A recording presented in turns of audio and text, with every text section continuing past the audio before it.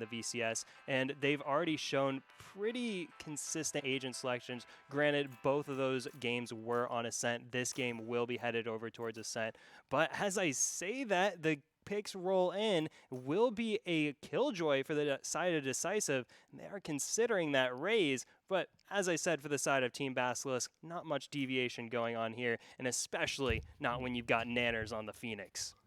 I just whacked my microphone. I'm sorry. But no, I do think it's going to be interesting here. But the big thing we're going to be looking at going into this matchup on Ascent is the difference between the Raze and Killjoy in the Phoenix and Cypher. Two completely different methodologies about how you want to defend and attack sites at each time, and different sets of duelist aggressive and maybe sometimes defensive utility being brought out for retakes. I don't think there's a clear advantage one way or another, but one important factor between those two sets is going to be the lockdown on Killjoy. Yeah, absolutely. And this is the difference we are looking to separate these teams by. We think they're very evenly matched in terms of talent, in terms of preparation as well, but the agent selection really coming into key as to how these teams can play around each other and make the most out of these compositions. And as you said, that lockdown coming out from Sinker is going to be a huge boon here for Decisive. They're really going to rely on that to get that real estate, establish those takes on site, establish those retakes on site, and hold it down. But on the side of Team Basilisk, all the weight, in my opinion, rests on the shoulder of Nanners. Nanners had a absolute carry performance in the semifinals, and Team Basilisk are being looking to Nanners once more for that here in the grand finals, game 1 on Ascent. Luckily for us, though, it's not going to be a very slow beginning here. Already paint grenades coming out from B side. It's not going to amount to a whole lot, but it does put a lot of pressure on G-Man, probably telling people, is it really worth going this way in the very beginning? Well, the spike being so far away from where G-Man is, all the way near the spawn side of A, probably says no. But we do see the Decisive having those rotates, going around, bouncing back and forth. Spike now back into possession. It seems like, though, having full mid control on Bask's side, they may try to take down them from the back. Fortunately for the defense, the door is going to be closed. Dilly, can they do it without making too much sound?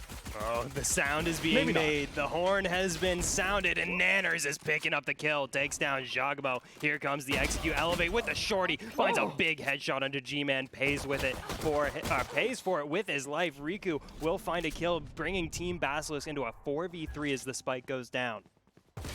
Spike's going to go into the ground, but it's not going to be for much longer. It's the 30v3, pretty much the same exact agents on both sides. Core difference, though, being two duelists on Basilisk's the offensive's favor here. They'll be hiding away, though. That utility could come really important depending on what they want to do next, or depending on how their buys on the pistols went. It's going to be a bit of a tough situation with the dark covers blocking majority of the right side for Nanners. He does have a pop flash, though. He only has one to work with. He's going to go for the expend. Everyone hidden away on the defense, but Bergie's there to clap them both down. So we have the Branted last one alive in a 1v3. He has to play whack-a-mole with two different members left. He's able to find one, but his hammer's only so strong. Absolutely, a strong round from Team Basilisk. Something we've touched on before with TB is their prowess on the pistol rounds. They are a well-oiled machine when it comes to these evenly matched opening rounds and showing their prowess there, especially Bergie picking up the double kill, really opening the door for Team Basilisk to take that round. Definitely, as much as we talk about Nanners, we should be talking about Bergie as well. Bergie was a force to be reckoned with in the semifinals matchup, specifically in those clutch situations. Bergie showed they had veins of ice. So, Team Basilisk now with a strong start to the match. Decisive back down on the eco round. Not much in it for them. See if they can find some cheeky kills around the map. It's definitely a possibility here. Still no spike away, and we saw Basilisk do a very same exact kind of start when it came up against themselves and Foxy. It's definitely not much of a it's not a counter strategy between any teams, but it seems to work pretty well for them here. Nanners, though, does try to find the offensive. He's able to find one, gets a lot of control of B-Main, but it's not going to be enough to secure the kill on the Jogamo.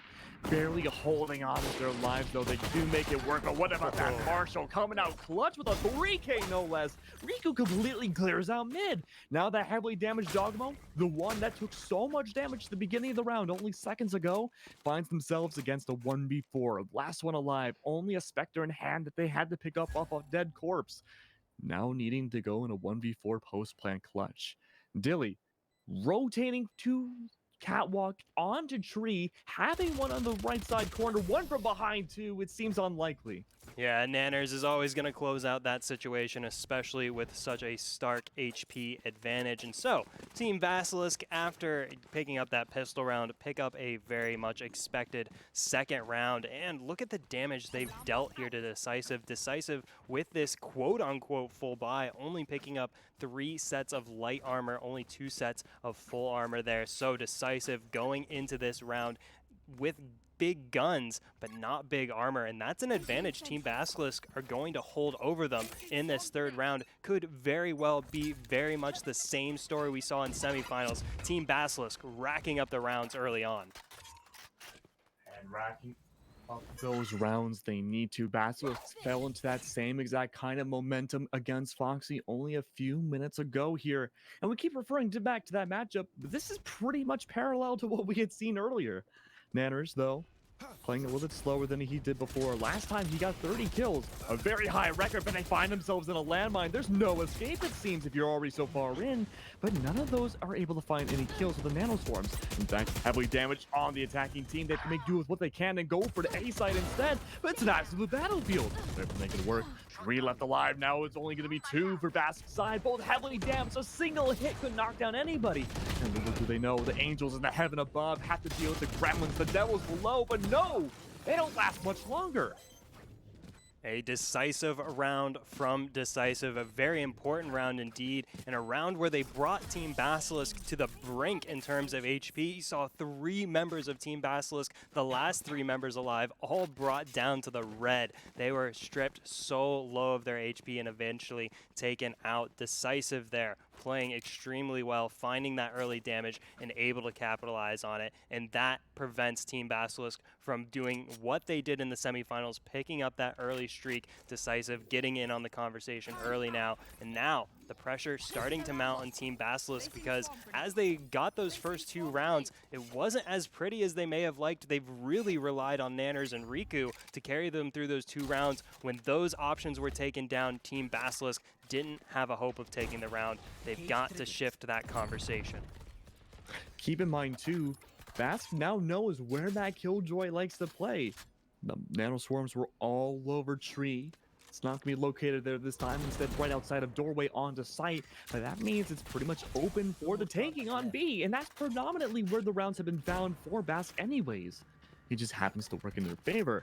But Decisive, they've been really good about their rotates. They're able to find that early intel too, especially holding down such a power position. And while there isn't much environmental room for use for cover, they had that huge opening there, able to find the opening pick if someone just sneaks on by into the B main doorway. But they're taking their time. Look at that though. 4 different members looking to push up, try to bait it out, able to get away with it too. Tidy finds the opening pick, and that's so strong of them, but it's not going to stop the rest of the team from pushing, no less. No, Tidy needs to relocate and hide, but luckily though, that utility is able to work in their favor from the recompo, finds another one, but what about yet a third? And yes, it does turn into 3, but one managed to get away and get onto the site with 30 seconds left. G-Man had a dangerous position there, but it is all for naught. Tidy picking up the 4K, and that was brilliant from Decisive. They completely dismantled Team Basilisk, and I say they, but I mean Tidy, picking up the quadra kill, starting with that gutsy position on B corridor, holding that box angle, not deviating away from that angle either. We've seen some players hold similar angles and back away just too soon. There have been certain times where the timing seems to be almost too perfect, favoring the attackers as the defender decides to hold a different position, but Tidy stayed focused, held that angle, and was rewarded greatly. Decisive tie us up 2 rounds apiece. Team Basilisk back down to an eco round, but Nanners with a run it back in the pocket. You certainly cannot count TB out of any of these rounds. And we know exactly what Nanners can do with that run it back, right? It was so scary to see in the last matchup here, and we haven't seen an appearance just yet, but we're also only 5 rounds in. That being said, though, might need to come out soon. 4v4, A lot of positions being taken on both sides, one and another, but Tidy again holding his power positions. He's gonna find a little bit less luck this time around as they go down almost immediately. It's going to leave Decisive with only 3 bodies left, 1 duelist to work with, but they have a showstopper in hand. They play it accordingly. They could make this be very effective and useful, but the run-it-back might prove to be otherwise. Right around the corner, using the double mollies to nail down that run-it-back as much as humanly possible. It allows so much time for Bats to get onto the site. So much control going to the favor of the attackers yet again. Decisive, though, melting the bodies away, turning into an even 2v2, but the showstopper might quite literally end the show for this 5th round here, but things turn into a 1v1. Riku, having aim in control, no spike in their hands, doesn't even get planted down. Final 30 goes through, but so lit up. Jogamo takes advantage of it. That was excellent from Decisive. They dealt with the danger of Team Basilisk, and I especially want to give a shout out to Sinker. As that play started to develop, my eyes went immediately to Sinker, who was in that hell position with the utility. Saw that double molly pop in tree to great effect, burning down Nanners. But Sinker hadn't yet gotten into the game as of yet, but still came up big, holding down A-Site, picking up an instrumental double kill before going down, eventually giving the round over to Decisive in a very, very important round for Sinker to get into this game. And now Decisive, their first lead of the series. Oh, I'm scared here. If we see that off from Tidy, already putting in some work in mid. But what about the rest of Basque, right? They have some double door control, but the flank comes from behind. They get caught off guard. It seems the Odin sprays up too, but not able to secure a kill. It's gonna be up to Jogamo though to clean up the mess, and clean up a mess they do. They find one, still one more left alive in double doors. Uses the walls to block the vision of Jogamo, but little do they know they get clapped up instead, like a crab finding a little piece of whatever crabs eat. I don't know, but there's still one left alive. It's gonna be Bergie. Holding down the fort, inside Padlock, gonna be collapsed very shortly. Dilly, Decisive woke up. Yeah, what do crabs eat? That's actually a great question. Do they eat fish? Surely they eat fish my or something. headcanon has always been like sand. They eat sand. Probably not. The nutritional value of sand is actually quite poor. Yeah, but I'll tell you clams. what isn't poor is Decisive's play on this defending side here in Ascent. Excellent hold down. Tidy picking up the triple kill in mid, no less. This has been so impressive. And Team Basilisk, for the first time in the entire day, are left without an answer so far. I'm wondering if that's going to continue to be the case or not. We've seen a lot of huge adaptability coming out from Basque's side, but no, this could be their folly here. Oh my lord, look at this though. Hold control coming to be yet again. It's going to be forcing the Odin user to hold all the way back. It's Elevate though with the recon bolt, spotting at least 2, and that's going to be the majority of the team left alive. He turns it into a lawnmower. He might be able to cluster for 1v3 directly onto the site, make that 2. Oh, so close, but the damage has already been done. Nanners, last one alive, walks right into bullets.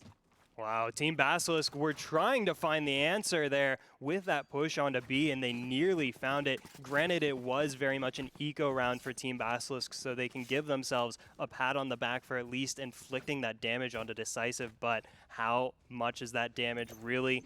The answer, not much. Decisive really starting to build a healthy bankroll, a healthy economy on their side of the map. 5 rounds in a row for Decisive, giving Team Basilisk a taste of their own medicine here on Ascent. Are Decisive now with dueling Hunter's Furies going into this round. These teams could light up some fireworks here to start off this 8th round. It's a battle of the lightning gods, it seems. I'm wondering if we're going to see it early on. Sometimes we do see that as a bit of an entry from the attack. I think, though, no, it's going to stay for the post plan, but they better make a decision quick because bodies are already falling in mid. That's been the most hotly contested area between both sides so far, and there we go. Hunter's Fury #1 making the initiation through mid-site. Oh, I was going to say, is that going to be a reverse one? But no, it still will, popping it out. Doesn't find any kills, but it clears out at least a lot of mid-control and gives a lot of information for the attack. But Dilly, I'm curious. There's only 3 bodies left on Decisive, and they've been on such a tear. Yeah, they've got to find a little bit of magic in the hat here. Elevate's been good for a multi-kill before, but won't find it this time around. Sinker, though, so key to some of Decisive's key rounds here. Picks up that kill into Riku, giving Decisive a little more room to work with. But now in a 4v2 as the spike takes down, Sinker with Taiti in tow, trying to find a way into B site. Still attempting to bring this home. might have to opt for safe here. The spike is ticking away, and yet nobody's appearing for Tidy's up. However, the Sova was close by. Smoke does go by and blocks the recon bolt vision. It could seem safe, but no, they missed the flick. One's coming through B main too, making no qualms about their presence, it seems, but the bodies are starting to go on forwards into their line of sight, but it might be too late. At this best, Tidy with a double kill might have to find a runaway kill, but no, they're unable to do so. Is Sinker gonna die with the ship or not? Might have to wait for the solo, damage the economy a little bit more, and still can't even find the kill from it. An important round for Team Basilisk. Their Tai T had really the moment of the round there with that opening shot, unable to convert that shot onto Wilski there. Wilski with that jiggle peek, able to dodge away from Tidy's op shot, and that really sealed the round for Decisive. They were already so disadvantaged. They needed as much ground as possible, as quickly as possible. That snipe could have given them a way into sight, but unfortunately for the side of Decisive, it wasn't meant to be. Team Basilisk put on a band-aid. They put a stop to the bleeding, but still they have some work to do. Light armor on the side of the attackers. Full buy still for Decisive. Still very much a full bank account for Decisive. Yeah, Decisive is going to be swimming in some money for a little bit. And they deserve it. They went on a huge streak. They only got shut down at the very end of that last round. But same can't really be said for Basilisk. This is going to be a tough one here. It's a bit of a logic problem. Do you go through mid like you have before? You were able to get the spike onto B, but now there's a bit of a micro adaptation coming on through, especially with Sinker in that turret so up close. They're going to catch out anyone that goes in the marketplace, whether they know it or not. The audio cue of that turret going down could have been heard by the Jet, but I'm not entirely sure if they've been able to react off of it. In fact, that Jet may effectively be trapped. Everyone else has to go through trees, and this is going to be a bit of a tough one for Branted. Almost a 1vx situation going on through. Tidy's able to make it a little bit easier, but look at the rest falling on through. Branted makes it work. That's only going to leave one left alive. Now suddenly this Jet that was once trapped, Riku has to push on forward. Now no longer having the turret in the way, does have knives, unlikely to use it, but once hiding in CT for this rotate. One down. It goes in favor of Riku. There's still 2 left alive, 20 seconds left. That gives about 10 seconds per, but Sinker decides now is the time to use that lockdown. Is that the best use of it? Dilly, I'm not entirely sure. Well, that's 13 seconds left. That certainly seals the round for Decisive. There's not going to be any time left on the clock here for Riku, but I think this may have been the result we would have gotten regardless of that lockdown, but wanting to get a little extra insurance can certainly be understood here in Grand Finals. Decisive wanting to put their hands on every single round they can, and they're doing well to do so. Tai T, 11-6-3, already a VSS MVP of old, once again putting on an MVP performance, or an MVP-worthy performance, I should say, but it's both Jets leading the way for either side. Riku on the opposite side, 13-7-1, has had no trouble finding a foothold here in this match. Nanners bowing out of the spotlight just a little bit, maybe sharing some of the kills with their teammate Riku. Now Team Basilisk, as this half starts to draw to a close, they're really going to want to pick up at least a couple more rounds to get themselves set up for that second half. Playing into these defaults have just not worked for Basilisk. They try and finding the openings, pick in their favor, but it usually ended up being the opposite. A blind Tiny, though, almost had the shot, but decides not to make it, though. All in the favor of Decisive yet again. Bodies melting away. Joggerbo finds 2 before falling themselves. It's going to be up to Bergie having the sight in their favor in a 2v1. There's a minute left. Dilly, this isn't an impossible situation. He has the spike. He doesn't have an ult, but if he can find that other omen, if he's able to find Bergie, Branted, this could be huge. The walls are starting to close in here for Bergie. They've got to find a way out sooner rather than later as Sinker starting to set up the security system. Bergie, I think, is just going to decide on B site here. There's no use in trying to make some sort of push work. Dark cover will shield them for that spike plant. And now here comes the 2-pronged retake from Decisive. I'm curious to see what Basilisk can do here. If Bergie wants to go for it, he could teleport way far away and get the drop on everybody here. There's no lockdown to worry about. Frankly, the only utility that needs to be worried about on Sinker is going to be a turret. But the smoke goes underway. Bergie seemingly has no idea that they're behind. He still thinks they're up above, but bam! From Surprise Town, it's Sinker. That was really, really smart from Decisive. I think so many times in that situation, we would have seen these two members in the 2v1 try to push onto B from different approach angles there, and sometimes that can go extremely poorly if you don't time that push exactly right, especially as Bergie was ready for at least one of them to push that left-hand side, but Decisive playing it exactly correct, sending both members up highway, shrouding their approach with that dark cover, and unfortunately for Bergie, he was none the wiser, unable to spot out that retake, and I have to say again, a really smart play from Decisive where a lot of teams would have split up that retake. They stick together with that two-prong push and secure yet another round for Decisive, and they secure the lead here in the first half for the defenders. See if they can continue to build on that, but GMAT has other ideas. Yeah, G-Man is starting off with a fury. He woke up today and chose violence. It seems Tiny is essentially surrounded. Is going to be taken down by Nanners instead. It's going to be two left alive. The same two who made that amazing 2v1 clutch last round only a few seconds ago. Now needs to do it with 4 extra bodies on the board. It's going to be Bergie, though, going for the plant on B. Same exact spot, essentially as last time around. The only core difference, besides those 3 extra bodies on Basilisk's side, is going to be having a bit of an ult on Decisive's end. Brampton could use it to their advantage, but otherwise, this is looking like a sticky situation.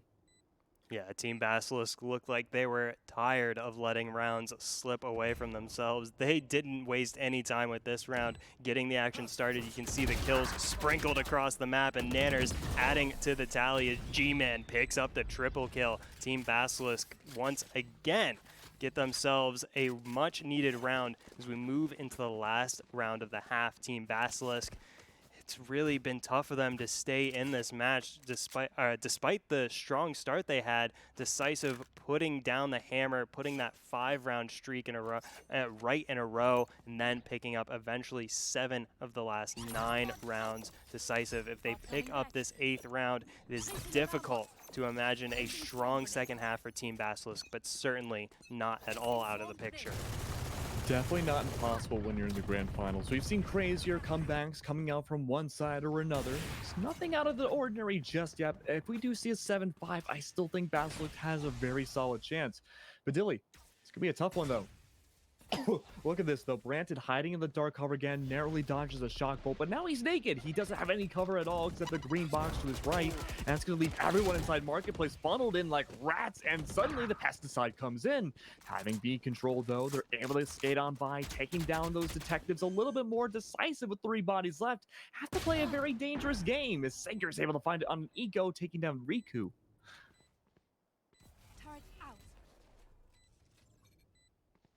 It's tough, though.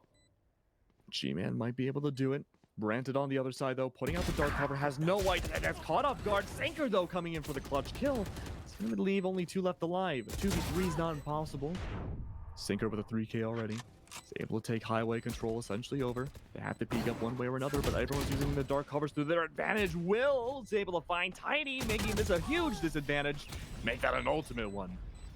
Very much to repeat myself, a much needed round for Team Basilisk. Every single round they were able to scrape together in that first half was so vital to them. But at the end, look how close we're actually at. Decisive put together a 5-round streak, but really you wouldn't know it looking at the scoreline. Team Basilisk bringing themselves back within 2, and that is a very good start to this second half for the defenders' side, especially now as you have to imagine Decisive's team composition with that Killjoy a little more defending sided minded. So Decisive did their job winning that defending half, but now they need to check off the attacking side as well. Team Basilisk will certainly make that difficult for them as we settle in for a quick little tech pause, making sure there's nothing spilled on keyboards or any routers on fire. And this is a great time for us to mention the exclamation point Red Bull giveaway is going on right now in chat. Be sure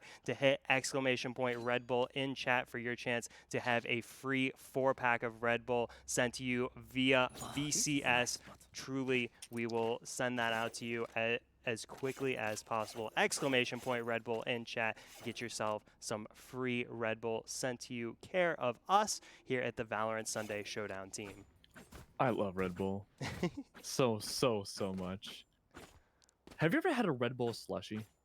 Ooh, now that's something, that's a little something different. I don't know that I have. I think I've put a Red Bull in the freezer for too long and it became a Red Bull slushie, but that was not made in a slushie machine, you know, technically. I don't think I can say the name of the company that made it, but it was pretty good. It was pretty good. I mean, if you've ever had crushed ice Sure. in Red Bull, you've had a slushie of Yeah. Red Bull. Yeah, that definitely sounds like it would go down real nice. What's your favorite flavor? Ooh, tough call here. We are fortunate to try lots of different Red Bull flavors. I gotta say, definitely leaning towards the watermelon flavor. Really I don't good. think I've had watermelon. Oh, So buddy. one I really didn't like in the beginning was coconut because Oh, yeah, I'm I just don't not like a fan that of one. coconut. But then I loved coconut. Like it Oh, grew on me real quick. Interesting. One that I had a harder time with, but I'm starting to fall down that road is the Arctic berry. I Okay. don't see it anymore though. I think Yeah. maybe it's just like the I Arctic hadn't tried seasons. the Arctic berry. I tried the winter plum before, and that was quite delicious. Oh, I've quite delicious. never heard of that one. Yeah, we had that one stocked for a while, and I was buying it all up. And Decisive here to quickly segue in, buying up all of the light armor available on site here. Only Tai T not opting for that extra bit of defensive stats, going full frenzy, full aggro. On the side of Team Basilisk, 2 ghosts, one of them in the hands of Nanners, the other in the hands of Riku. That very well could spell disaster for Decisive. They're allowed to pop those headshots, and Nanners on the hunt here in this A corridor. Oh, but immediately the Molly's going to go through and no one's able to approach so quickly. If there was any sort of rush, it's going to get stalled out now, but that gives plenty of more time for everyone on Decisive to make their way through tree. But the spike is on the other side. It's all a big giant ruse. However, Bergie, still watching underway, knows exactly the tricks of so many different teams on Ascent. He's going to back off a little bit after the paranoia, but they still make their way through. Nanners finds himself in a tough spot, though, unfortunately meets the grave. But now everyone on Decisive is able to get onto the site relatively easily. That's going to be a hard challenge for Rico. Is able to find one and break the dam a little bit, but gets traded out. Not a lot of control left in the side of Basilisk, and it's all in Decisive's favor, it seems, as they take the site over with a grenade. Yeah, this will take a miracle, very literally a miracle here for Team Basilisk to get this one away. G-Man, though, pushing forward, looking for the kill onto Sinker. Doesn't even find that opening damage, and Sinker takes him down. Wilski, not much left for them to do to try and find a kill. And Team Basilisk, I have to say, once again, so strong on these pistol rounds. I don't think I've seen them drop a single pistol round here today. Definitely correct me in the chat if that is otherwise. But Team Basilisk so far in this series, 2 for 2 there in those pistol rounds. Holy moly. I mean, that gives them such a strong start. Well, actually, keep in mind, though, Decisive did lose the first pistol round of this game. Basilisk did take it, and the second round there, too. Otherwise, I think you're right. I think it might be a perfect record. Yeah, except for that round we just saw. It is a perfect record. That was a fluke. That didn't happen. Certainly, TV not wanting to think They're about pushing it. up. They have the ammo drone, but it's a whole stampede. G-Man saying, oh, no. And now everybody's gone. That's full control of B like it's nobody's business, Dilly. You have to rotate with a shorty on Riku, and they make it work. But even then, that's only one body gone on Decisive side. You're down 2 on Bass, and you have to push through these very invasive different angles right into the playbook at Decisive. This round might already be over. Yeah, Team Basilisk here just going to try and find some revenge kills, as it were, but just going to find the business end of the SMGs working for Decisive. Riku will pick up a second kill here, but only 10 HP remaining. Not really a clutch in the cards, and Decisive actually kind of starting to run away with it, as it were. They built up that really strong lead in the first half, putting together that 5-round streak, and they looked nigh unstoppable. But Team Basilisk put their foot down at the end of that first half. But now, Team Basilisk seem to have taken their foot off the throttle. Decisive have ramped up the pressure. Now, Team Basilisk, if they don't convert this full buy into a win, may have to just set their eyes onto the second map. Oh, it's a tough proposition to be in, but another thing too is we can see early aggression coming up from Bask's side. They lost 2 different bodies in B main so quickly because of that, and one of them which was the Cypher. That lost all sorts of control on B that they could not recover from. Now it's going to be a bit of a same scenario here. Basilisk dialing back a little bit, making sure they don't risk their lives too unnecessarily. But Decisive playing equally as slow. Everyone's biding their time right now. One that might find the opening pick could be Riku. Phantom in hand, not a Marshal nor an Op, nor a Sheriff actually, but they're still able to treat it like one. That's going to be strong opening though. Granted, the Omen gone now, no longer having spokes necessarily. Decisive still has a Jet though that they could use for the 4.5-second ones, but it's not quite the same unless you're making a fast execute. Yeah, Decisive already suffering that early loss there. They have to be so careful. Have to be very decisive here. No pun intended. Decisive now turning their sights onto the B site. See how much they have in the gas tank for this execute as the utility comes out. G-Man forced to back away. The tough one. Still alive though. Decisive having the numbers advantage very shortly before. They didn't, but they were able to claw it down. Spike goes into the ground. Having to go CT side, they just choose not to go for Marketplace, but instead go for CT on their own. The Prime Phantom, excuse me, in the hands of Nanners. This could be strong. He does have 2 pop flashes to work with. One's going to go down, a double flash going through, but the Recon's going to spot potentially both. He has to make a choice now. Does he go through Raptors? Does he go Highway? The blast pack stuck on top of Bergie. I think that's going to be a huge kill for Jogamo. That is unfortunate for Bergie, playing a game of hot potato, as it were, with Jogamo. Got stuck holding the bag. That is maybe close to being the first sticky kill I've seen since my Halo 3 days. Jogamo landing the plasma grenade, as it were, right in the lap of Bergie, and that delivers Team Basilisk into this eco round. It delivers Decisive onto double digits here. This very much looking like their map to win. Very much looks like Basilisk, rather, gonna have to put their bets onto Bind. Game 2, they can't find some sort of revival of this defense here, but Jogamo looking to put them in the ground. Nothing short of a miracle needs to come out in order to ensure this. The eco, though, of Basilisk needs to recover after this game. They haven't even been able to find a kill yet. They're not even damaging the economy on the other side. One body is going to go down Decisive's end, though. Even then, it's going to be tough. It's an eco round too. It's going to be ultimately very important to get this spike back, but since there are already 2 bodies down, knives in hand of the Jet, this is going to be a really tough one. Both teams love to go for B side. They're able to even out a little bit more. Riku with the knives able to reset a little bit more, but the updraft is going to catch on the base of the green box. It could essentially destroy them. There's only one left alive. A single knife in hand makes it work, but immediately gets traded out. Now, that was a dangerous round from Team Basilisk. We've touched on how dangerous they can be in those thrifty rounds, specifically already claiming one for themselves in this match, but they did not find a second. Decisive just 2 rounds away from a Game 1 victory in their first ever Grand Finals sinker with that lockdown as well. Certainly have to imagine that's going to be used to guarantee one of their pushes here. And it looks like Decisive, once again, turning their eyes onto the B side of the map. Team Basilisk has been absolutely powerless to try and stop them, but they're trying to change that with this triple stack facing down B main. Oh, are they going to push this? Oh, no. Riku has the op. This could work, but no, you're not looking at the right angle, potentially. There's one right around the corner. It's a complete blind spot, and they get shot out instead. They take so little damage, but a second one's also going to be so little in their favor as well.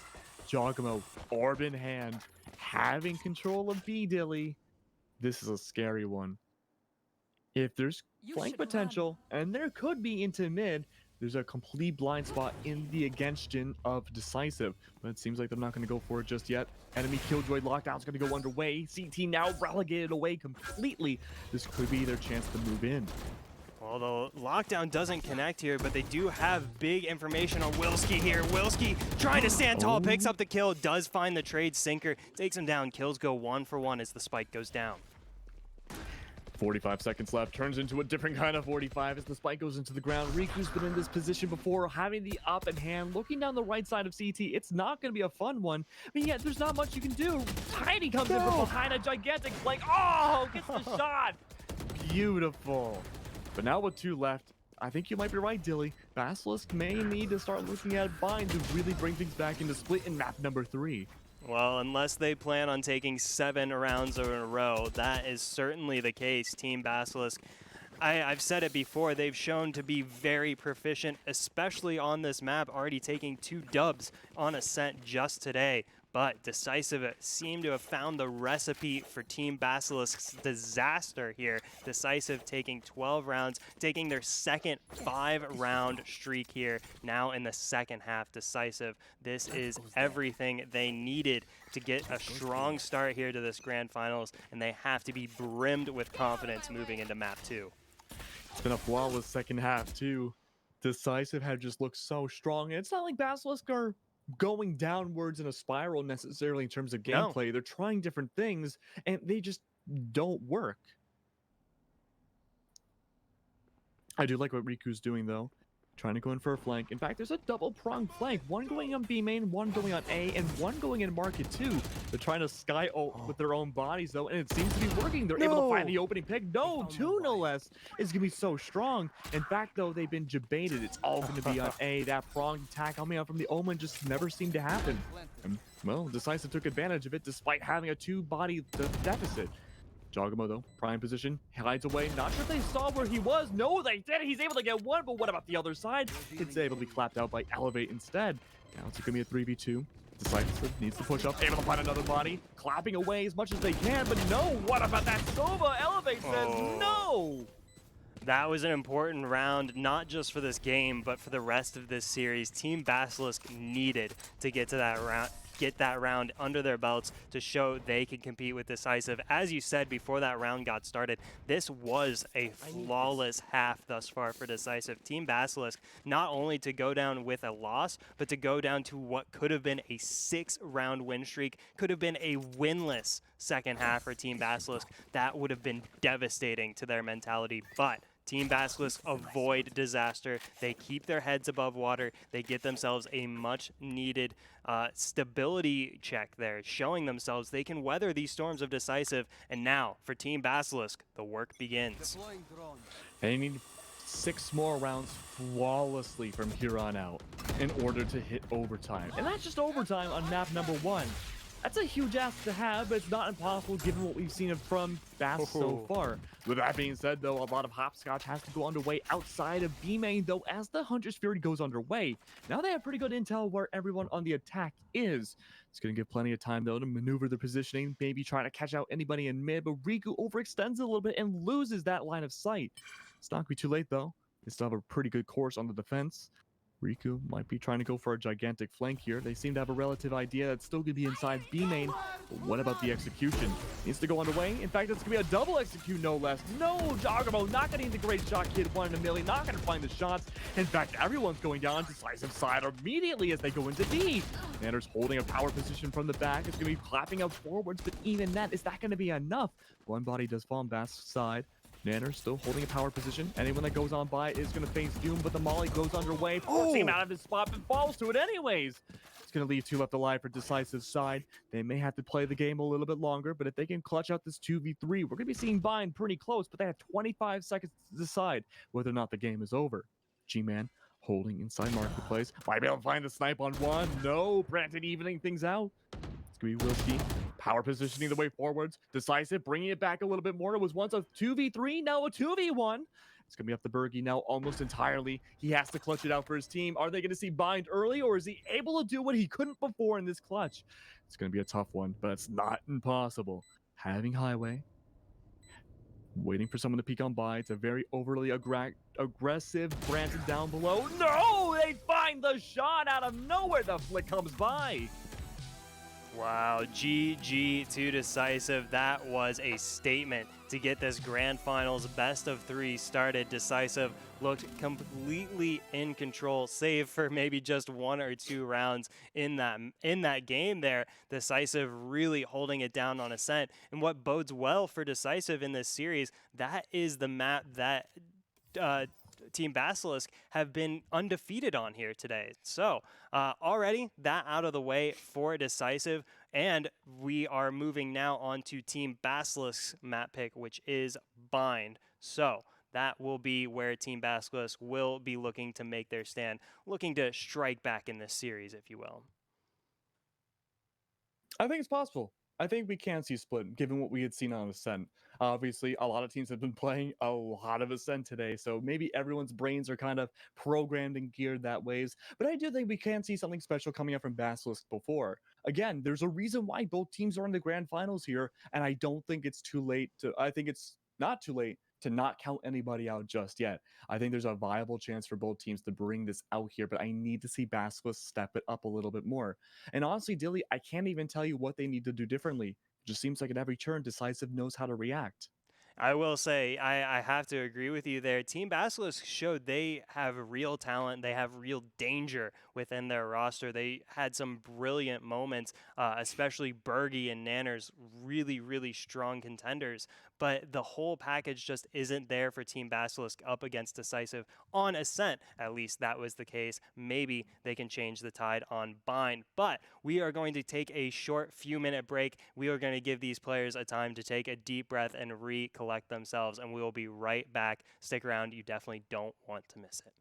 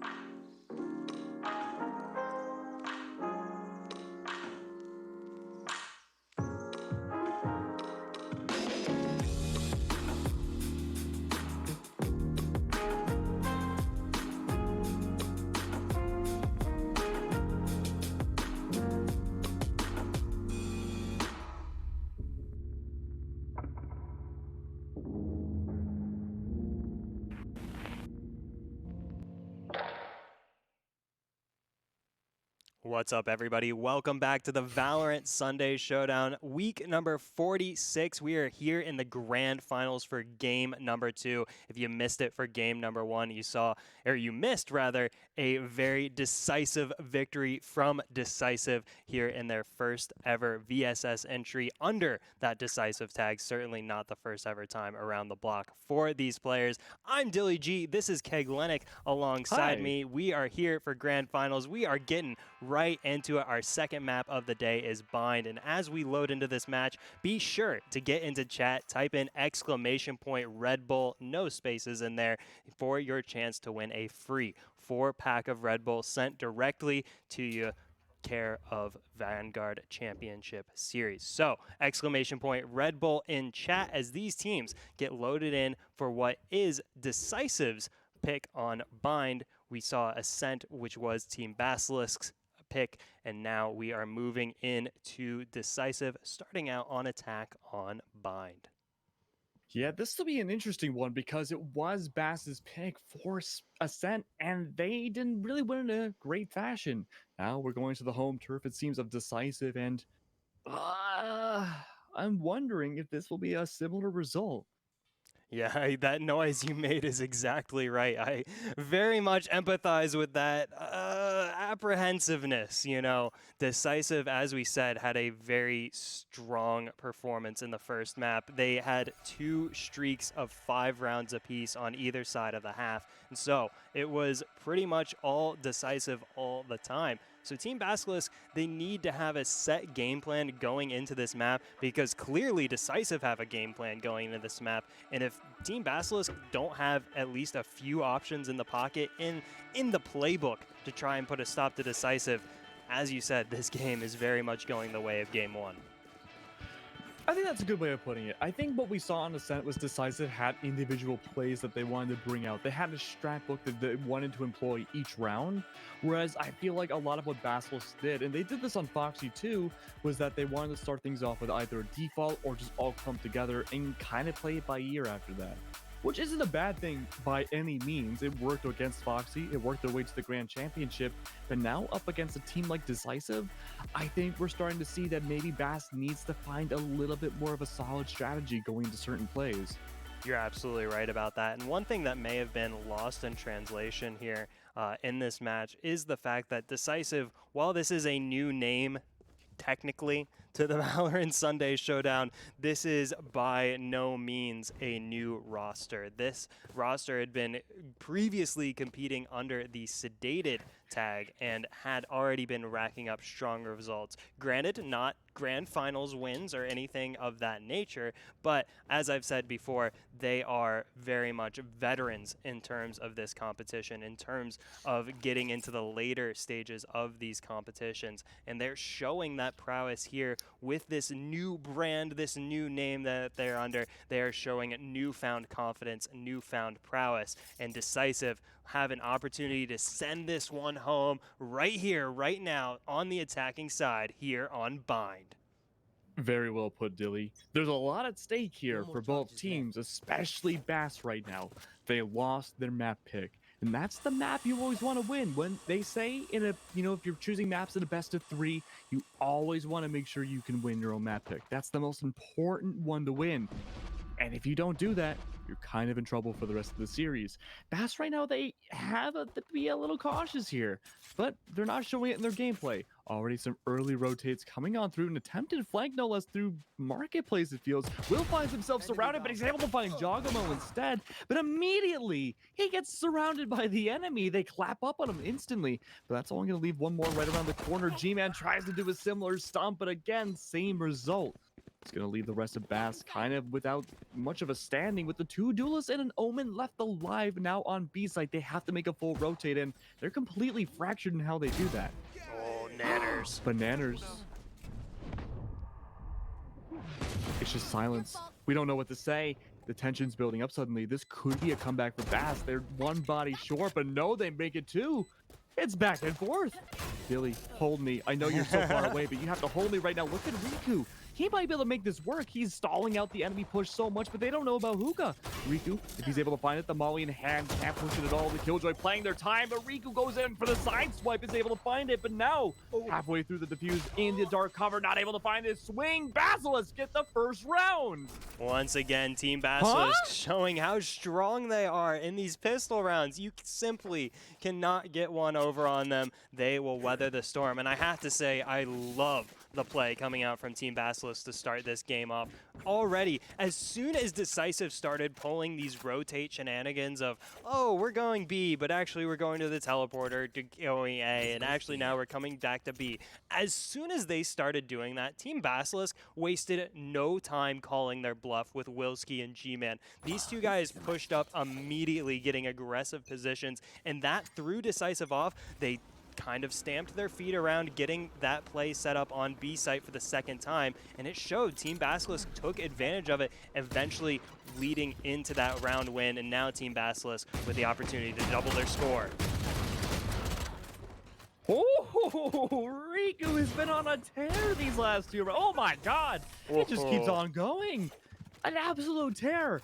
The chat was so right in the last map to spam how much they loved Riku because it has been dominant. 5-1, starting things off 2 rounds in. A 3K last round, Dilly. Yeah, Decisive. Now, I don't want to, start, what's the word? Speculating too soon. But that's Decisive, our whole job.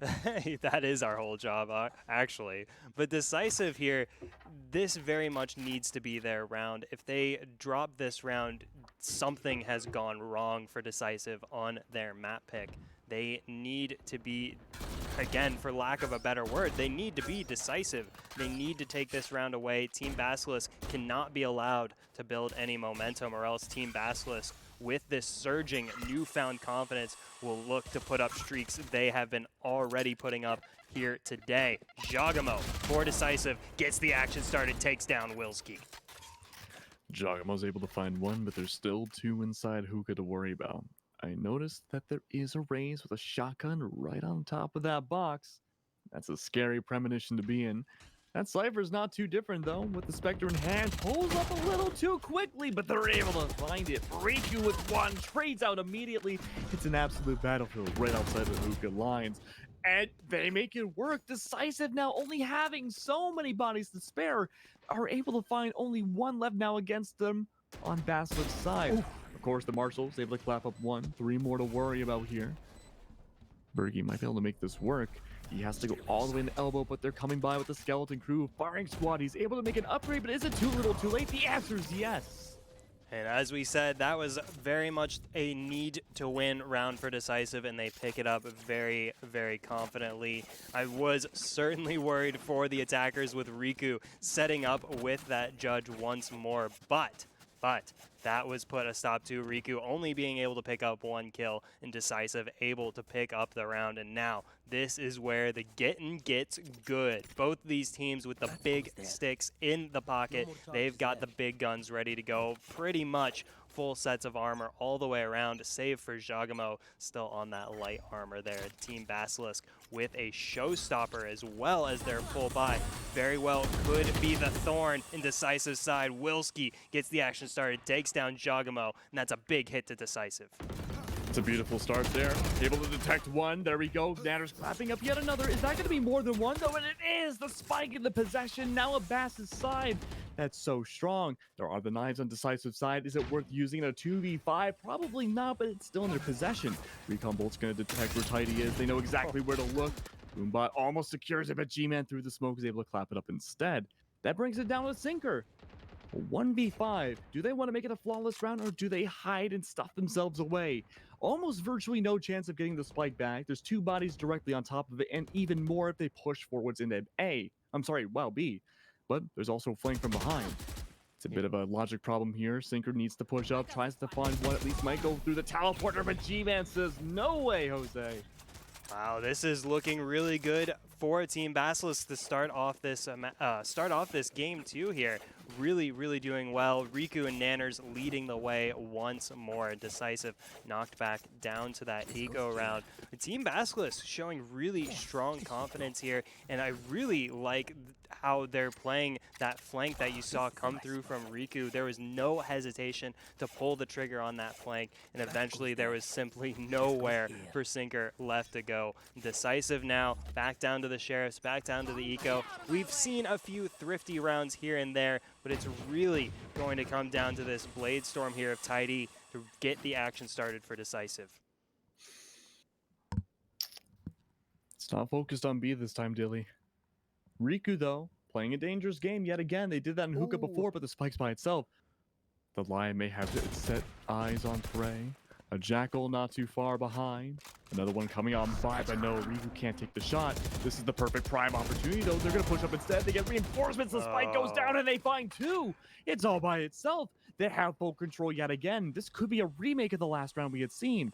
At this point, Dilly, what can you really do? It's a bit of an eco round for Decisive side, and they have to play around with them having no control of the weapon or the tool that will let them win without taking kills. Another one's going to fall, though. Dilly, I think this might be over. Yeah, this round it was promising at the start for Decisive, but Branted picks off Nanners there, but I don't think there's very much in it for Branted as Bergie takes him down. Decisive actually got themselves a really strong amount of territory up that A corridor there. Team Basilisk had a really strong commitment to that Showers push, and if Decisive had been able to pull Sinker through with their push onto A, that would have been the spike. That would have been full site control for Decisive, despite the firepower disadvantage that they had. But unfortunately, Sinker unable to get away from Riku pushed up in Showers, and that really was the rug pulled out from under Decisive's feet. Now, though, this is a full buy. Now, this is a real chance for Decisive to take a round, and they certainly won't want to waste this opportunity. I feel like we've seen just about every kind of very fast offensive push from Decisive at this point, and it hasn't really worked the majority of the times. Look at that. They have so many bodies covering each other. Berkey's able to find Branton to start things off, and that is going to be so strong. Sinker, though, kind of used Branton to go forwards, realizing it wasn't going to work, having to relocate out of Showers now, probably not thinking another body of Decisive would be there. This could be free for the taking. Everyone's rotated their way towards shore, thinking maybe this is where the next push is going to be, and they'd be right, except for Sinker, who's unaccounted for. But the bodies start dropping everywhere. A site into control, it seems, of one side or another. Decisive, two bodies gone. We do see the showstopper underway, but it's not going to connect. So much going forwards now. No real control in the attacker's favor. They're trying to make their way forwards. They have two defaults covered, but what about Lamps and CT? The answer is no. The double volley coming on through, but the spike is planted. Pushing off, not able to find the kills. Lamps still in control of the defenders. They're using this as their crutch, and they're making it work. Talk about a crutch into a crux. They make it work out so well. Sinker unaccounted for, now spotted completely and surrounded. That's exactly what we wanted to see from Team Basilisk. Starting in map 1 is that coordination we've touched on. This is one of the newer teams in terms of preparation, especially compared to this Decisive squad who have been together for quite a few weeks under a different name. This Team Basilisk squad still showing they've got the strats, they've got the game plan, and they've got the coordination. That three-pronged retake onto A site was near unstoppable for Decisive to try and deal with because it was so well executed from Team Basilisk. And now Team Basilisk very much in the driver's seat here on defense, here on bind. Definitely bodes well for the rest of the series. And before this series got started, we marked this one as being very possible to go to all three games. Team Basilisk certainly steering us towards that future. I definitely feel like Basque woke up quite a bit between Ascent and now, and that's not to say they were completely asleep. They were a bit of a twilight sleep on Ascent. Though, with that being said, this is definitely a much more stellar performance from what we had seen before. Jogamo. Dilly. It's scary.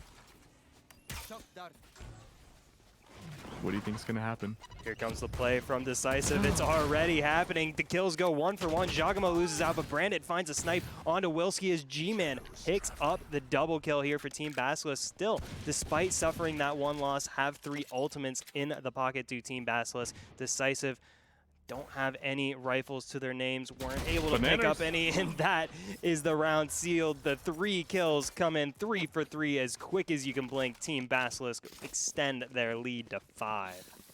Winning yet another eco round is going to put Decisive now back and having a little bit of a full buy for the most part. Tidy, I think, going to try to buy up into a rifle or may opt to save yet again to find the op instead.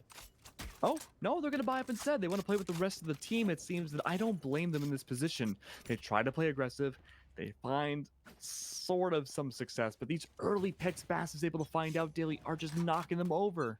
Yeah, Taiti hasn't been able to find too much success with the Blade Storm here in Game 2, so definitely going to have to opt for the rifle. Nanner's pushing forward. This is so aggressive with the run it back. Not just happy for intel, looking for the whole kill as well. Won't be rewarded this time around. Team Basilisk, 1 of 4 ultimates down that they had ready for this round. The Owl Drone's going to spot quite a few different bodies, but Tube is unaccounted for it. Brandon from behind is able to find one, at least through the cyber cage, but even then they have full control in Decisive's favor. This is the first time in a while we've seen the man count in the favor of the attacking team, even more so as the bodies keep falling on B. A completely barren of any life, having to rotate away from it, spike in the ground on side of B. Berkey needs to push forward. He does have a lot of utility to work with, but he's opting not to use any of it, but instead his own reflexes and gun. Not sure what the Raze is trying to do. Maybe just trying to wait at the far end of elbow. Makes it work a little bit more. Bergey's going to find one. But the elbow control is going to be very important. But do they know one's going to be inside of who going to work with? Bergey pushing up. Needs to find the spike. It's covered in the darkness. Michael to find the shots, but from behind, Tidy's able to find Bergey instead. It's going to leave one more left alive all by themselves. Is that going to be enough, though? Can they find it? Riku strikes back, but is it enough? No! And Decisive strike back, get themselves a 2nd round on the board. They put a stop to the bleeding for now. Team Basilisk, though, they've very much got money to spend. That was simply just a trifle for them after that 6 of 7 round streak that Team Basilisk put together to get us started here in Game 2.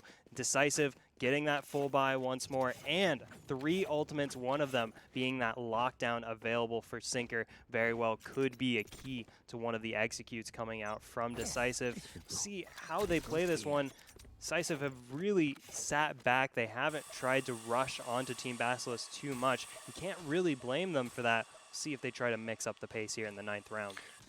And I think mixing it up is going to be a great way to go for Decisive. They've had a lot of luck on B site. They've had some on A. They're at least able to get the spike down on both sides. But whether you realize that or not, it's still not a great scoreline for Decisive regardless. The dark cover is going to go underway. They're able to use it to push up a tiny bit more. The op shots on the side of CT not going to go in Riku's favor, but instead he gets pushed out completely. That's going to be happening to force the way off. They get beat control yet again. Berkey's able to find one, collapsing away, breaking open the dam, but the kills this round. But the kill feed's going to go both ways. Manners holding down the fort. He may be the last one to prevent the spike to go down. He's able to find one instead, gets straight at it out immediately, but that spike is still not in the ground just yet. It's going to be close though. While it's underway, Hunter's Fury going to go, trying to stall it. But no such luck just yet. But so much damage puts down on Sinker. They have to go for the plant part 2. 30 seconds left, Dilly. They have to make it work. Decisive still haven't been able to get this spike down. It's been brilliant play from Team Basilisk, but Team Basilisk withstand the onslaught here.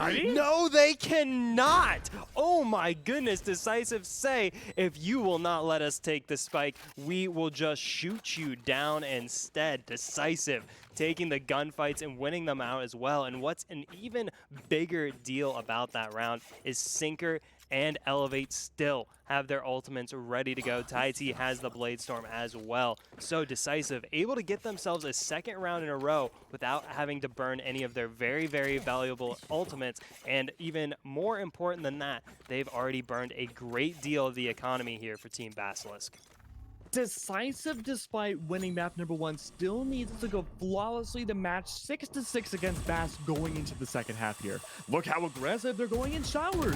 Brandon's finding so much more luck when only a few rounds ago, they got instantly murdered by 2 inside showers at that same exact angle. Now they're playing it back. Basilisks are tired of losing these rounds. They want to make sure they can hold down a fort pretty effectively. And with that grenade underway, it's going to force Nanners into an uncomfortable spot. So uncomfortable, a bullet goes into their head.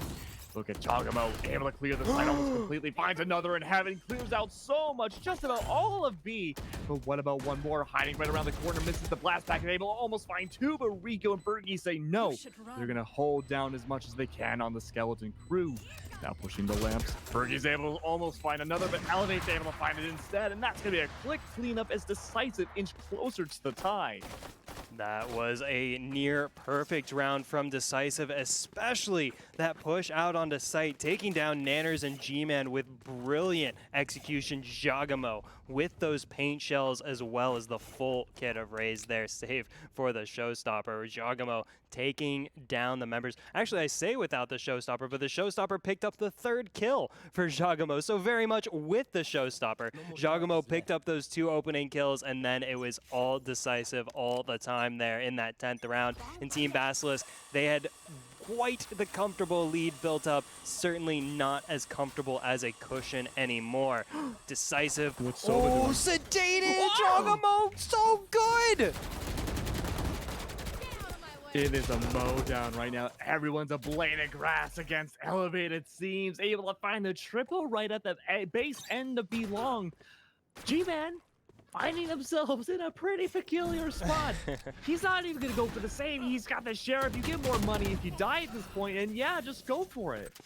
I cannot believe Decisive have gotten themselves within 1 round of Team Basilisk. It seemed Team Basilisk had the formula. They had the recipe. They had the combination to defeat Decisive on Decisive's map pick. But again, once we're seeing one of these teams storm away with a lead, it gets clawed right back. And now Decisive, in the last round of this half, could get themselves back onto equal footing with Team Basilisk to start off this second half. This is big for Decisive. This very well could determine the whole series here as we move into the 12th round. Jagamo once again taking up this fight in hookah. And it seems like these early pushes, now that they figured out kind of how Bass like to rotate themselves between round after round, are playing and taking advantage of it. Look at where Will is. He's hiding in the back of Tube. They gave up on hookah. They don't want to go for that again. That was pretty bad last time around. But oh, hey, hello, Tidy. That's going to be a bit of an issue later on, though it seems. But G-Man's able to find some before getting traded out themselves. And like that, like the last few rounds in a row, Decisive take early control of B site, able to get the plant in the ground. It's only the utility kills, it seems, for Basilisk to hold on. This could be an even 6-6, and it looks like it very well could be. To run it back, going away. It's going to be an instant death for Elevate to Nanners, and we see a 6-6 half. What a baller. Hunter's Fury coming out from Elevate, closing out the half with the snipe onto Nanners. Nanners, despite that standout performance earlier on in semifinals, being completely shut down here in this series, not able to put together that star-powered performance we've come to expect from Nanners on the defending side. Now, as Team Basilisk transition over to the attacking side, will we see Nanners come alive with that Phoenix kit, with those flashes? Nanners certainly a player that feels comfortable on the entry. See if Decisive have some aces up their sleeve to try and deal with that onslaught. But as of now, it's all Decisive all the time. Team Basilisk picked up those early 6 rounds. They have not picked up any since. Decisive, Team Basilisk, 6-6, Game 2, the Grand Finals. Look, Dilly, the number one person I'm worried about on the defense right now is Sinker. Having a KJ now on the defense for Bind can be so strong, depending on how it's played. Majority of the utility, in fact, all of it's going to be on A site and predominantly inside lamps, but it seems like that's not going to be the way to go if you're Basilisk. No, instead they want to choose for B. Almost no utility except bodies to throw at the teams, it seems. They have to rely on hookah. But that strategy worked, and now they could potentially play into the favor of this Killjoy, depending on if they want to push into lamps or not. Early control, though, of A short. It's going to be all a bit of a stall out. They need to explode onto the side, but just in time, able to get away into the showers. No one's able to be seen. Brandon, though, going to be stalled up by their own team's Molly falls. Instead, Will's able to find the opening pick. But what about the rest of Decisive? And what about the rest of Bass? They have to push up, though. They've lost control. This grenade could change the game right here. But no, it's not enough to destroy the Omen. Oh, but Nanners is able to find 2 on the board, able to clean things up. More Sinkers, now the last one alive. The stranglehold, the fortitude of A, what they once held, not going to be enough as he gets a 3K. Team Basilisk 2 for 2 in pistol rounds here in game 2, and I believe 3 for 4 on the series. So once again showing their prowess with the pistols in hand, especially Nanners picking up the triple kill. I had said Nanners had been a bit slow to get going in this match. Well, no more. Nanners back up to full speed here, picking up the triple kill, giving Team Basilisk the lead once more in this game 2, but it is not a comfortable lead. It is not a large lead by any means. Decisive, they've been dangerous with whatever equipment they can get their hands on. Now with the shorties and classics, can they find a sneaky little thrifty? Oh, but with those early shorty shots, I'm a little concerned. Tiny, he played a dangerous game. Takes a little bit to reload. Easily someone could have just come up and popped them, but instead Sinker. Oh, this is dangerous, but no, Brandon says screw that. I'm going to try to go for it. Doesn't quite work out for either party, though. In fact, one is heavily damaged. It's going to be the defensive Omen, but, you know, he's able to get away with his life. Brandon going to push out a little bit more. They're going to go for B now. A was pretty successful over for Bass's side, and they're going to try to go for B long instead predominantly. Some inside hookah, sure, but now they're just kind of flip-flopping, playing hot potato about whether or not they want to go for the teleporter. And that's something we haven't seen yet from either team. Oh, but the shorty's able to find 1.5. It's going to light up that Phoenix, but not enough to secure the kill. A war zone erupts on B site. Is that going to be enough, though? The answer seems to be no. They might try to opt to go for A now that they have the opportunity. Yeah, absolutely. Team Basilisk signaling the call for a rotate here. And this is exactly what we were worried about when this round got started. Decisive will find kills with whatever they've got. And so it is in this 14th round. But Elevate, oh no, Elevate has walked right past. But neither of them noticed. What is happening? I think it may, Riku may have disconnected, unfortunately.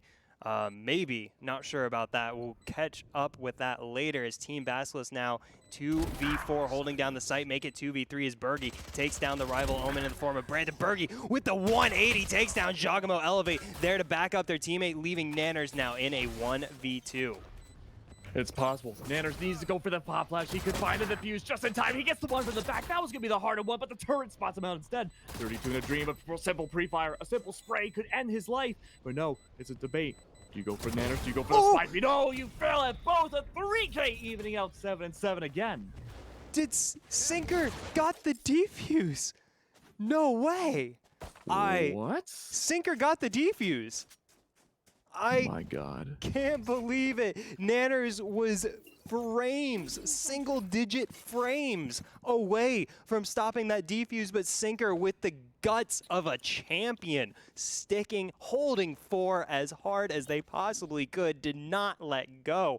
We say it here all the time. We certainly did not create this phrase, but we will continue to harp it. Pros do not fake. Sinker with the pro clutch. Decisive back on equal footing with an unprecedented second round in the second half, stolen away from Team Basilisk as we get ourselves into a tech pause. I do believe, unfortunately, Riku did have a disconnect there in that round. It was very unusual to see Riku taking up that position behind the box there and not reacting to any of the cues given their way. So we will give a brief moment for Riku to get back in the game. We will give a brief moment for everyone to catch their breath after what has been a very exciting game 2 here. Team Basilisk really taking the fight to Decisive after Decisive kind of put their foot down on game 1, didn't really let Team Basilisk have a say in the game. Now Team Basilisk tied up 7-7 with Decisive.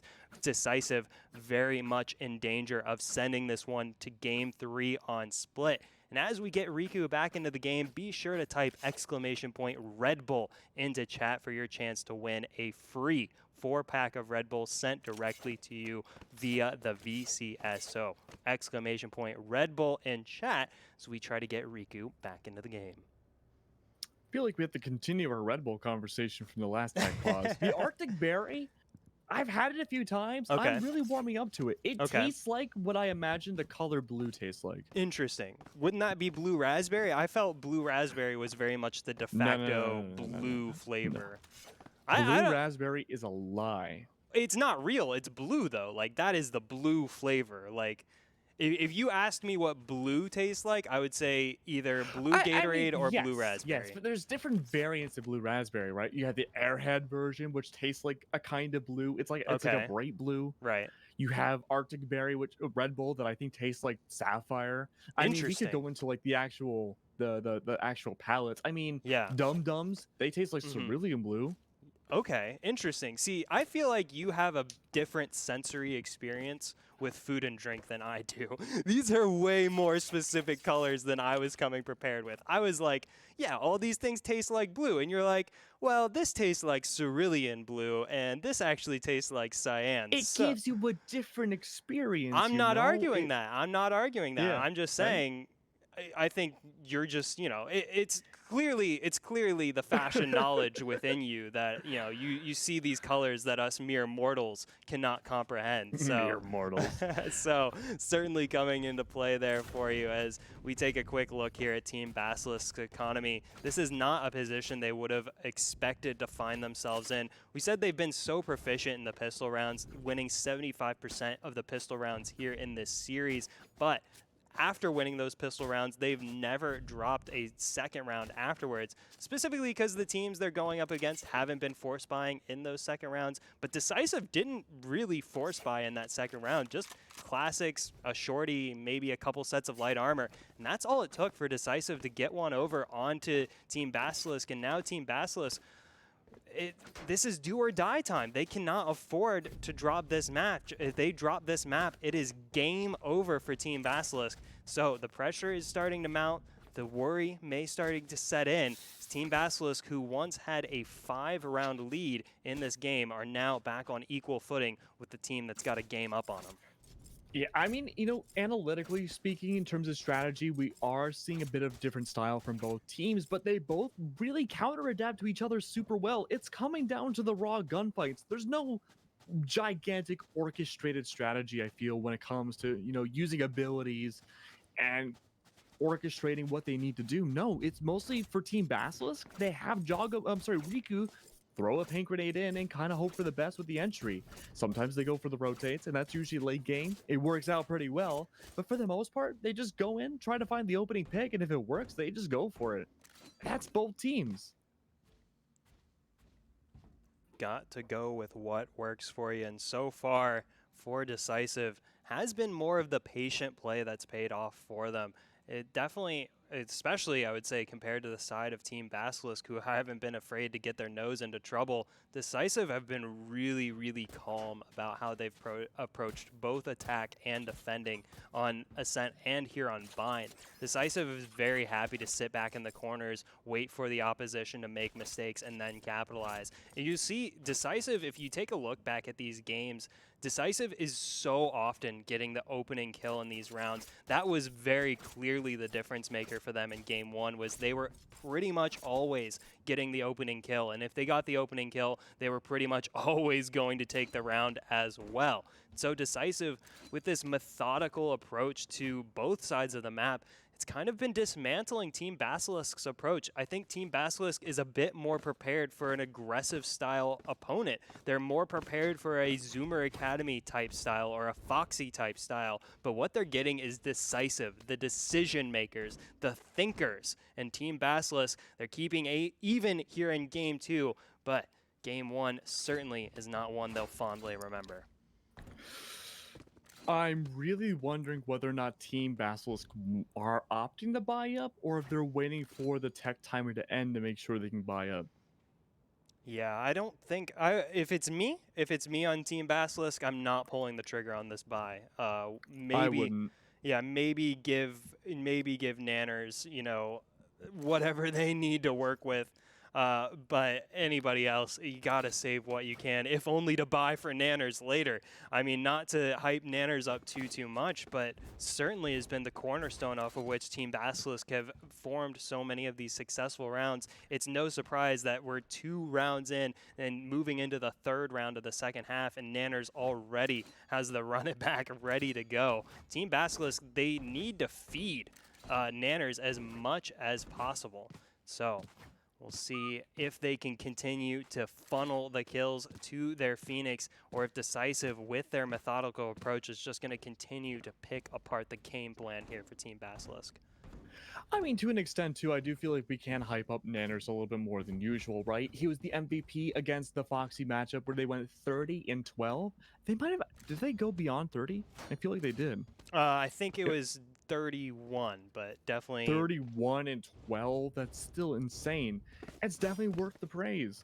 But going back to the first matchup in the grand finals here, he did take a lot of a back seat, and I'm wondering if that had to do with, if that did impact substantially the Basilisk's loss. We do see him stepping it up a lot more here, and we do see the even 7-7, so maybe it is tied a little bit more to how Nanners is playing this round. But we are also on a new map. It's not entirely a fair comparison. Yeah, absolutely. And have to give credit to Nanners as well, who experienced a bit of a slow start in this map despite Team Basilisk having a strong start themselves. Nanners was kind of in the back seat for a lot of that. It was Bergie and Riku really taking the reins for the team. Since then, Nanners has gotten back into form, leading the scoreboard as is expected of the Phoenix extraordinaire. Nanners 14-8-3 there. And as we said, had a slow start, but it's so impressive to get past that slow start and continue to pick yourself up. I think so many times in so many different games, not even just, tournament setting, just in, ranked or even unrated. So many times someone gets off to a slow start, they don't find it any, maybe even any kills in the first few rounds, and that kind of is it. It deflates them for the rest of the match. Nanners, not phased by that kind of deal, has surged back forward, and now Decisive. You have to imagine if Decisive can take out Nanners, if they can deal with that entry frag presence, Decisive have a great shot of sealing this game too. I do feel like we should give the audience a bit of an update here. We are still trying to reconnect one member, I believe, of Basilisk's side. They are trying to use as many tech pauses as they can. Correct. I believe is a limited amount. But even then, if they cannot get Riku back into the game, it's going to be a 4v5.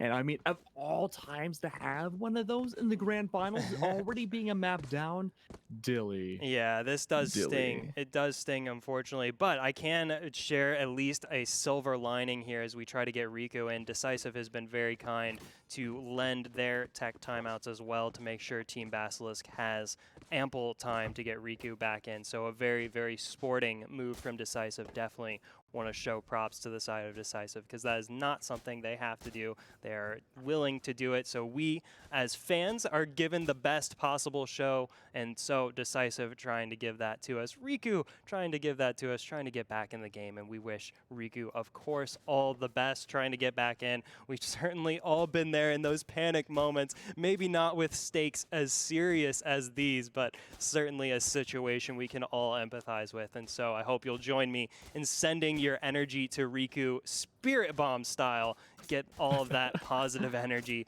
over towards our Rays friend here. And TB, have to say, this is heartbreaking. I can't really dance around it. It's heartbreaking for them to fight so valiantly here in the second game from what seemed like an unbeatable side of Decisive. Team Basilisk have fought so valiantly to bring it this far. You certainly want to see them given a proper chance to fight back.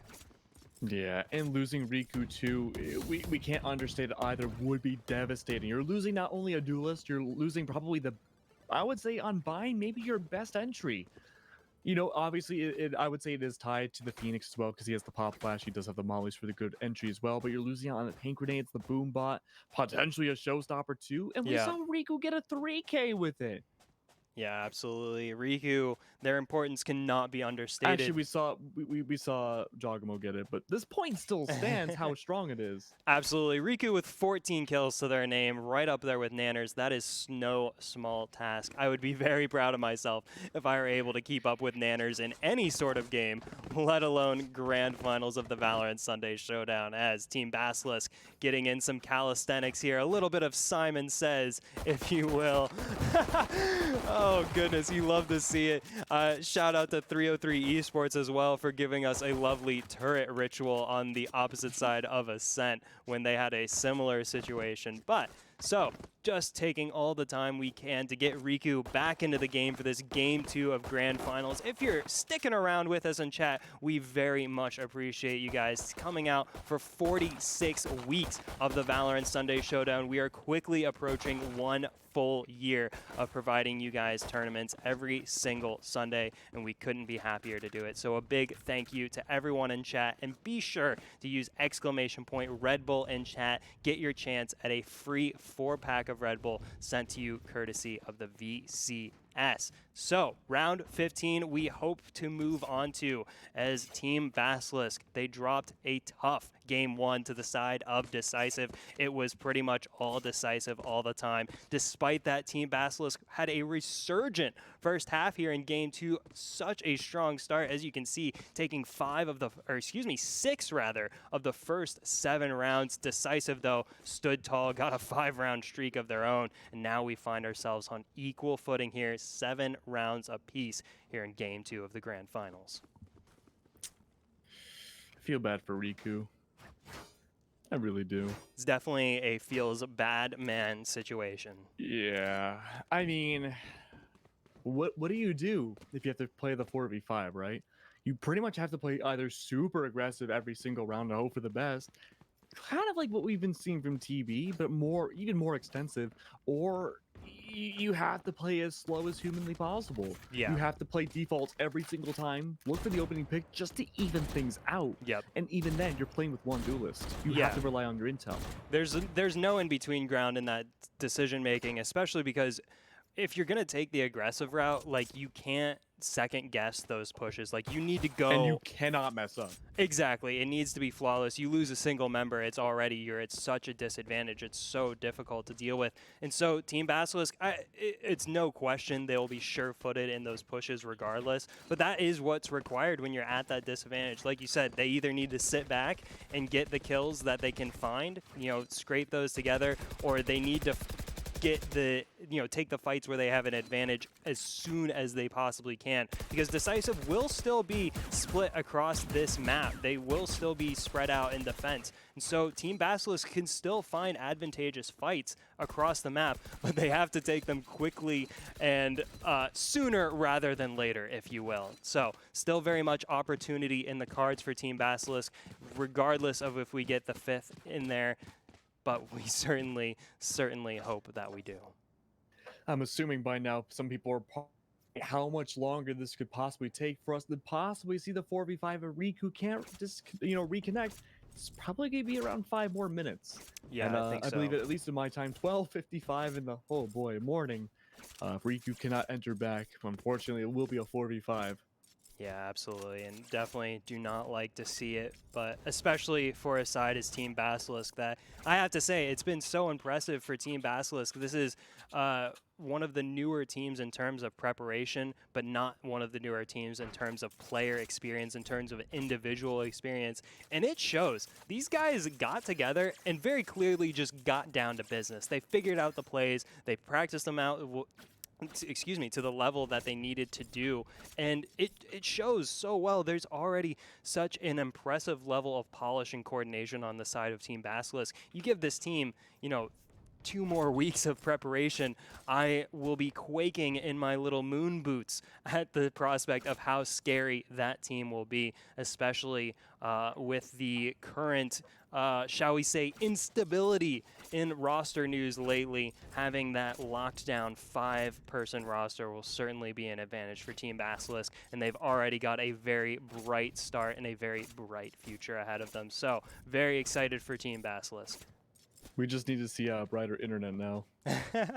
Yeah, unfortunately, no solar-powered internet quite yet. I'm sure, Hey, are we're getting getting there. there. We're getting We're there. getting there, I'm sure, yeah. The peak of humanity will be when we're able to turn the sun into a Wi-Fi router, and then you just have Wi-Fi everywhere. Yeah, think about that. Yeah. Oh, that'd be cool. That would be very cool. Ping could be an issue. The sun is quite far away, so that could be a problem. But definitely, I'm sure scientists brighter than myself will be figuring that one out. Brighter. Yes, very well played. I see, dude, you're so good on the puns. I will make puns, and you gotta call them out for me because I'm not even ready. Here's my partner next to me. This is a chair. I've turned Keglenik into a chair as we wait for the break to finish up. There he is, and I reverse the spell, turn him back into the lovely person he is here beside me. You made a mistake. Yes, I should. I've released the beast, as it were, as we wait for Riku to get released back into the server. We're just hanging out, talking shop here for the Valorant Sunday Showdown. It's been an exciting series to get us up to this point, and unfortunately, we find this technical obstacle in our way. We take a look at the rest of the day here. It's been rather exciting. Our three-time champions, Pugstars, falling quite short in the top 16. Definitely unexpected result for them. Definitely, I think a lot of people would have had their money on the 4-peat for Bossy and crew. Wasn't to be this week. I'm certainly sure they will be back again next week. But I have to say, definitely good to hear that Pugstars crew finally officially forming up, getting themselves some more practice and some more experience under the belt. And it only took them 3 VSS wins to do so. I mean, 3 VSS wins, that's a pretty good way of, saying, hey, our team's pretty good. Yeah.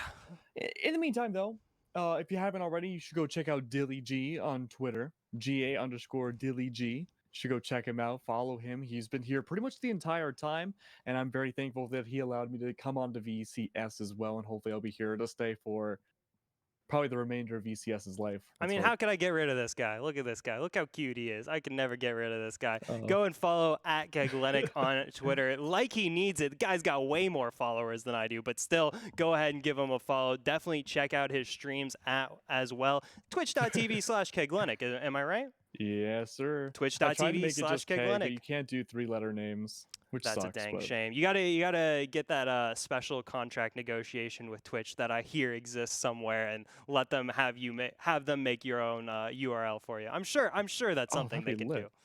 You just gotta. I didn't even know you could do that. I'm sure you could. You probably just have to average something like 50,000 viewers. Oh, we're getting back into it here. Still, unfortunately, does look like Riku is not with us here for this match, but Team Basilisk will fight it out nonetheless. Here they come. They're gonna have to be quick on the push here. It's a 4-person execute here onto B. Unfortunately now, though, it's going to be a 2-person execute. We do see a quick dismantlement everywhere they look, though, and not even getting close to the bomb site. It's going to be only 2 left alive now. It's going to be 1 duelist and the Omen left alive here. It'll be a 4v5.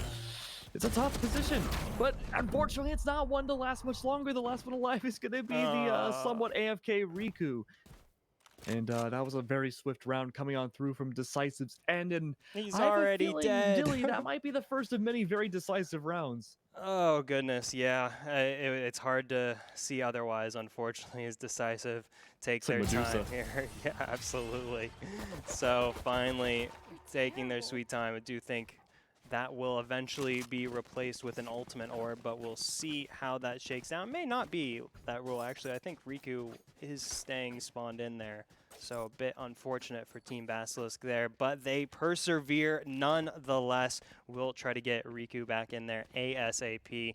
Definitely one of the downsides to having online-only events. We certainly wish to have you all at LANs ASAP, as safely and as soon as we can. But for now, it's Team Basilisk fighting the uphill battle up against Decisive, here in Game 2 of the Grand Finals. Decisive in their first ever Grand Finals as a roster, and they take home the gold.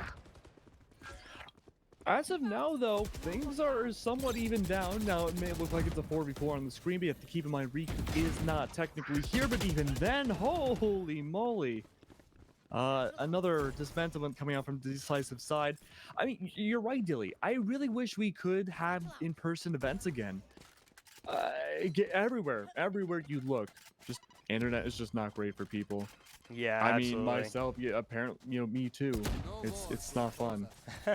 I will say I am lucky to have pretty stable internet, but that's not to say it just, being remote in any kind of function is going to have its own set of trials and tribulations, as does for Team Basilisk right now, trying to pull together some hope here, some silver linings for the dark cloud that has obscured them via Decisive now. Decisive with 2 ultimates in the pocket. Team Basilisk with 2 ultimates of their own. Nanners with that run it back could very well be the 5th member they need with that extra life. See how it goes for TUB on the attack. Not impossible just yet. We could see a bit of a comeback here. Certainly Team B don't want to give up. They're able to get a quick entry into hookah site, but even then, everyone's just going to disappear off Decisive. They can easily play off the rotate, off the... Well, I was going to say, they could play off the post plan. I'm not sure if we're going to see that, though. It's a 2v2 now. This is the closest we've seen past the tech pause. Able to heal out a little bit more. The Cypher not so lucky. One going through on elbow side, but Sinker's able to find it through the Cyber cage. One left alive now. Nanner, spike in hand, has to go for the plant. There's still 50 seconds left. He could stall it for a bit, but it seems like B might be locked and loaded the way to go. But right on the other side, you have to check your angles, peek it very quickly, but Sinker's gonna miss the shot, and Nanner takes it down instead. Defending Killjoy not able to get the lockdown instead, now able to go on to A site, and at least kind of juke out Branded for a little bit. He's heavily damaged. Even a single classic could take him down now, but it's have to be a swift plant for Nanners to make it work. This looks like Nanner's round, very much 57 HP, very much with the advantage over Branted. See if Nanners can pull it out. No flashes, no molly in the pocket, unfortunately, for Nanners. Can they find just that one shot they need onto Branted, pixels away from revealing that cape of Omen? But, oh, there's the peek, and there's the flick. Nanners gives Team Basilisk a much-deserved round. Team Basilisk clawing away, getting themselves closer to equal footing with Decisive. What a painted picture coming out from TB side. You know, we kind of started making it seem like they were completely shut out in this matchup, but no, maybe not. I love this turn of events now because if we can see TB even it out with Decisive again, despite everything that's gone on in this matchup, we could see an overtime. Or maybe TB can bring it to map 3. Yeah, Team Basilisk will certainly not be looking for overtime on this map. They will want to get it done ASAP.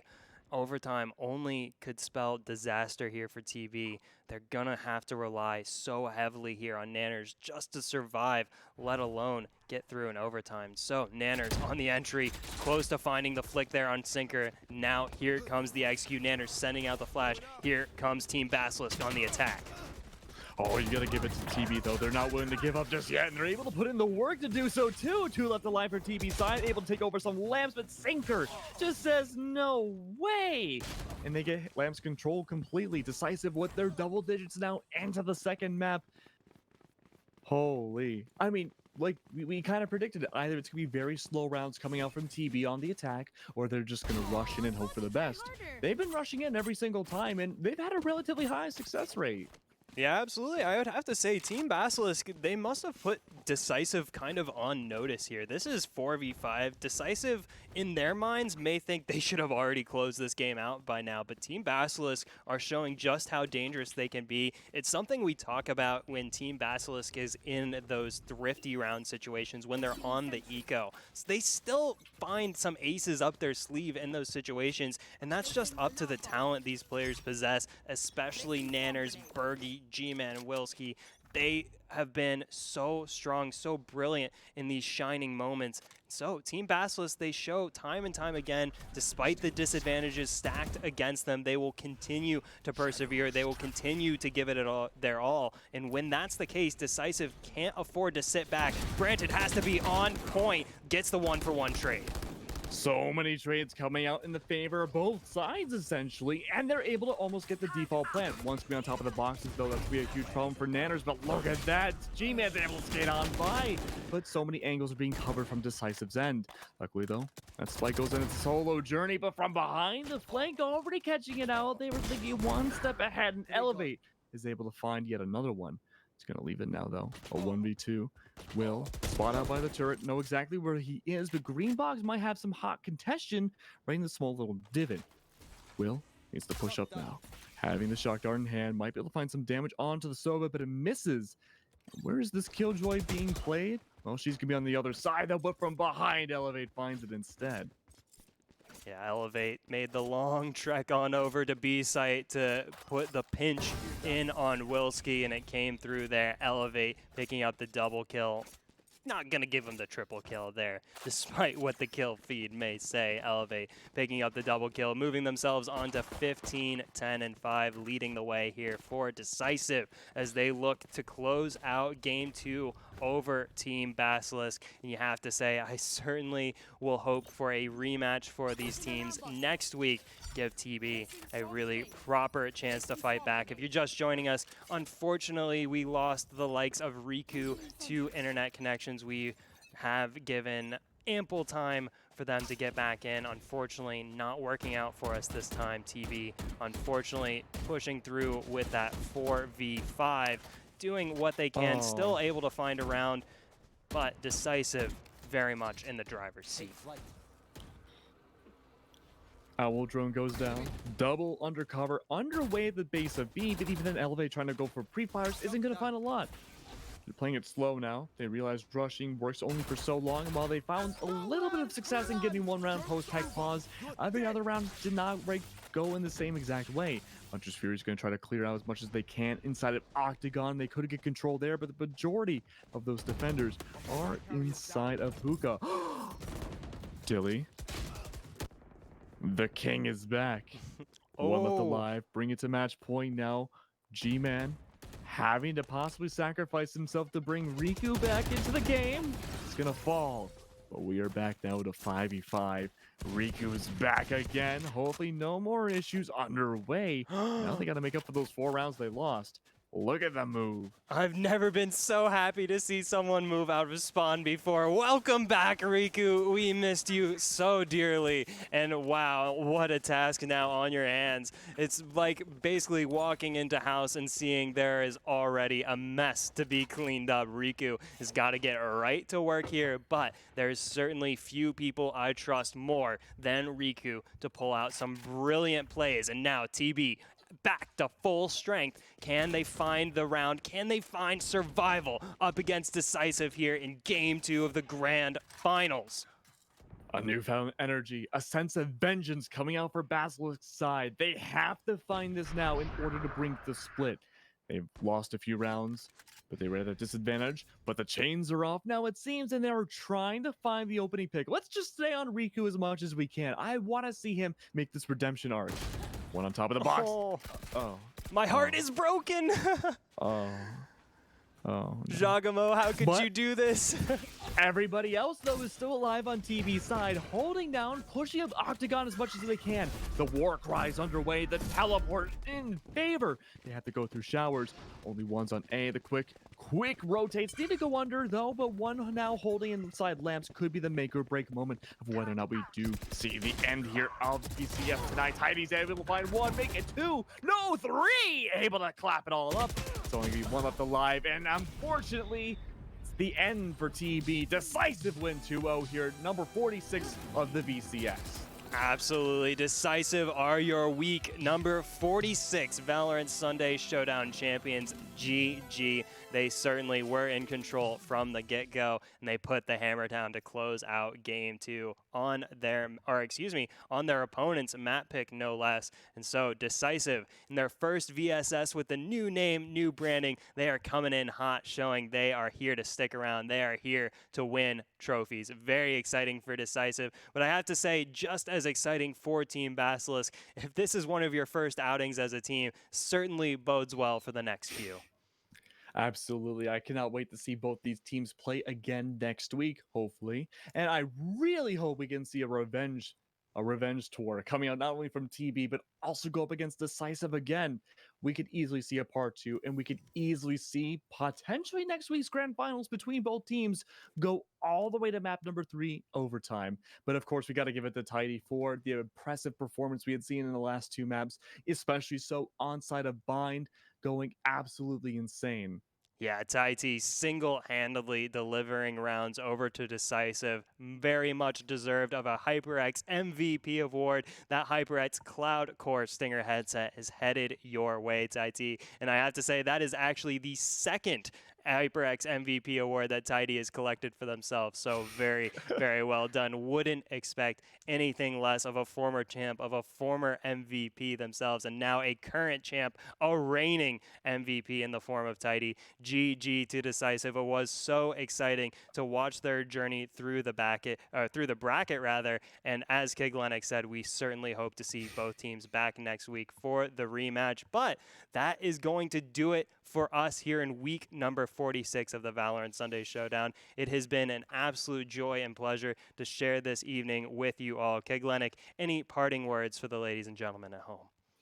I hope you guys enjoyed this week, and I can't wait to see what we have brewed up for next week as well. Make sure to tune in, make sure to be there, and I'm sure we'll be there as well. Have a wonderful evening, everybody, and get some sleep. We all have school tomorrow.